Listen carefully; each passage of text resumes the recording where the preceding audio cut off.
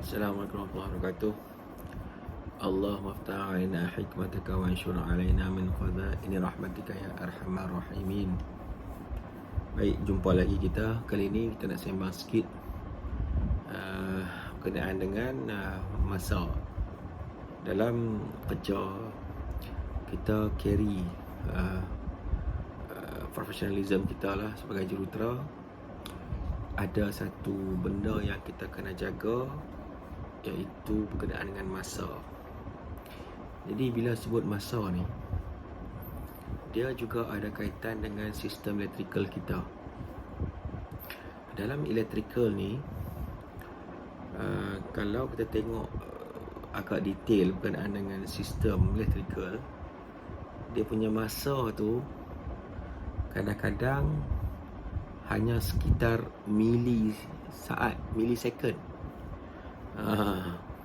Bukannya seminit, sejam, seminggu, sehari, setahun. Dia sampai tahap yang sembang pun kita tengok dia punya kepantasan, kebolehcekapan untuk bertindak mengikut kerja yang kita arahkan pada equipment tu. Macam contoh relay kan, dalam milisecond. Sampai ke, ada yang sampai 100, contohnya sampai 100 milisecond, 10 milisecond, bergantung kepada kita punya equipment yang kita nak ni lah, dan minta dia operate.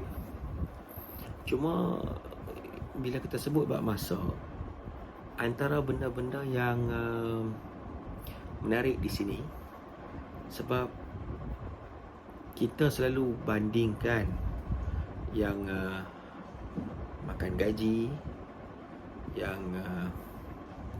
buat bisnes sendiri.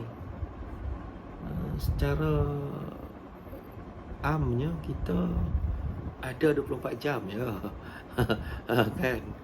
Jadi kita diperuntukkan 8 jam untuk kita berkhidmat, menunaikan tanggungjawab kita, amanah kita, baik sebagai pekerja maupun kita sebagai pemilik syarikat ke. Tak. Jadi bila kita pemilik syarikat, kita pun diberi 24 jam juga. Dan dalam masa tersebut, kita ada masa yang diperuntukkan untuk bertungkus lumus, menyiapkan kerja dalam masa lebih kurang 8 jam lah. Jadi kita dapat tengok sebenarnya kita terbahagi kepada 3, 8/3/4 nak. So bila 8 jam sehari, kita dah sediakan masa untuk kita berkhidmat, masa kita untuk tunaikan tanggungjawab, masa kita beri untuk company, baik company kita sendiri ataupun company yang kita kerja, 8 jam. So hanya tinggal lagi 2/3 peruntukan masa, yang mana 1/3 lagi digalakkan untuk kita berehat, tidur malam, supaya besoknya kita dapat bangun dan kita dapat berkhidmat lagi dengan penuh kesegaran. Jadi dah 2/3, hanya tinggal 1/3 saja lagi untuk diri kita, untuk kita beribadat, untuk dengan family. Jadi bila kita bercakap berkaitan dengan kualiti masa, dia menariknya kat sini sebab ada yang baguslah, yang pergi ke kursus, yang menelaah berkenaan dengan pengurusan masa. Cuma menarik dari sini sebab masa ni kita tak boleh kecoh dengan dia. Kita lena pun dia bergerak kan. Kita buat macam-macam pun dia bergerak macam tu juga. Jadi bagaimana kita nak uruskan masa? Kan? Gitu. kita boleh usaha uruskan masa kita. Nak contoh kita diberikan 8 jam, kan? Kita ambil 1/3 lah, senang. Bila sebut 1/3 ni, untuk mudah nak faham, kita ambil lah, kita rasa apa nama, katakanlah kita tahu hayat kita habis ataupun mati pada umur 63 tahun. Contoh mudah. Jadi kita 1/3 itu adalah daripada kosong lah kita beranak sampai 21 tahun. Ya, lebih kurang lah. Kemudian fasa kedua, berapa? Tambah lagi 21, di 42 tahun. Lagi tu. So fasa ketiga, daripada 43 tadi sampai 63, lebih kurang lah. Kita ambil lebih kurang sama dia lah. So bagi yang sudah mencapai fasa pertama sudah habis, sehingga di universiti lah lebih kurang. So fasa kedua kehidupannya adalah untuk berkhidmat lah, cari rezeki, duit, lepas tu kahwin lah, beli rumah, kereta, ada anak, isteri, ada suami, bagai semua, kan? Jadi bila sampai masuk ke peringkat fasa ketiga, yang dipanggil, yang terkenal lah, orang cakap life begin at 40 lah, apalah. Jadi bila fasa terakhir tu, kalau kita kaji balik kan, dia orang kata final lap lah, last one lah, dia keadaan last tu kan. Hanya kita dan Tuhan Allah tahu apa kita buat for the past two fasa tu lah. Kalau yang 40 ke berapa tadi kita kira tadi, lebih kurang 42 ke 3, lebih kurang macam tu lah.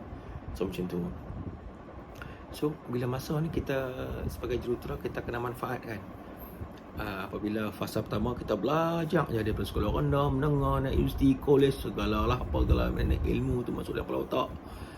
Kemudian bila mai fasa kedua, fasa kita adalah fasa untuk kita mencari.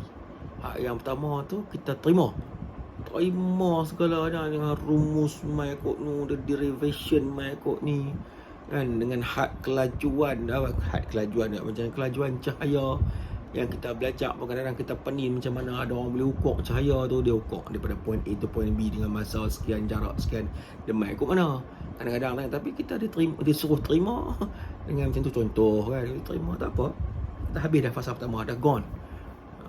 So bila masuk fasa kedua, itu fasa mencari.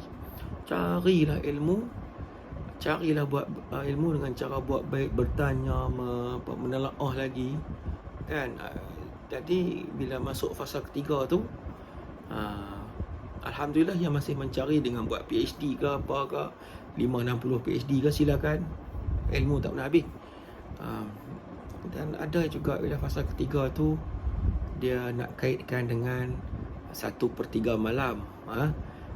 Dia macam tu, maksudnya dia kata dah last lap, dan dia untuk mencari dan memberi, lagu tu, untuk bekalan lah lebih kurang. Jadi siapa yang dah masuk fasa ketiga, InsyaAllah dia mudah-mudahan faham, dia amat memahami lah bahawasanya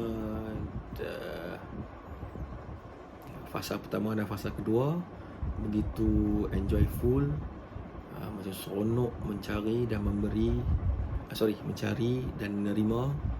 Dan yang fasa ketiga, mudah-mudahan enjoy life dengan memberi apa yang telah dapat atau apa yang dah dikutip kepada siapa sajalah, manfaat insyaAllah. After all, yang kita semua tahu pun 3 benda ya kan, 3 lagi kita nak balik pun kan, sama ada kalau ada duit banyak, rezeki banyak, sedekah majarah banyak-banyak insyaAllah. Kemudian kalau ada anak, mudah-mudahan anak yang soleh dan soleha, doakan kepada kita. Yang ketiga, sama-samalah kita kongsi ilmu untuk manfaat. Mudah-mudahan kita ada manfaat lah, kita main ni purpose of life. Okay, itu bab masa. Jadi bila kita cakap bab masa, the beauty part of it, kita kena hormat masa tersebut dengan 8 jam yang diperuntukkan tu. Kita kena manfaat dia dan kita kena cuba pastikan fully utilize 8 jam. Kita ambil ukuran simple 1/3 lah, senang. Kan 1024 bagi 3 8 jam. So kan 8 jam yang kita sembang tadi ni kita manfaatkan. Kita practice day by day macam mana kita nak solidkan masa kita, insya-Allah. Baik. Kita jumpa lagi, insya-Allah. Macam biasa, sama-sama kita doa mudah-mudahan berkat. Rabbi ghafirli wa li walidayya warhamhuma kama rabbayani shaghira. Assalamualaikum warahmatullahi wabarakatuh.